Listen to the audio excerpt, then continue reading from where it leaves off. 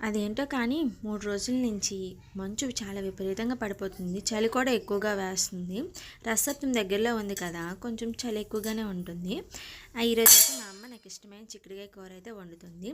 నా కూతురు కూడా చిక్కుడుకాయలు చిక్కేస్తుంది. చిక్కుడుకాయలు తక్కువ ఉన్నాయనేసి ఆలు వేసేసి మామూలు కూరలో వండేస్తానమ్మా అంది. సరేనమ్మా అన్నాను. తాలింపు కోసం ఉల్లిపాయలు, పచ్చిమిర్చి, పోపులు, తల్లుల్లి, ఆయిల్ వేసేసుకొని పొయ్యి మీద అయితే పెట్టేసింది.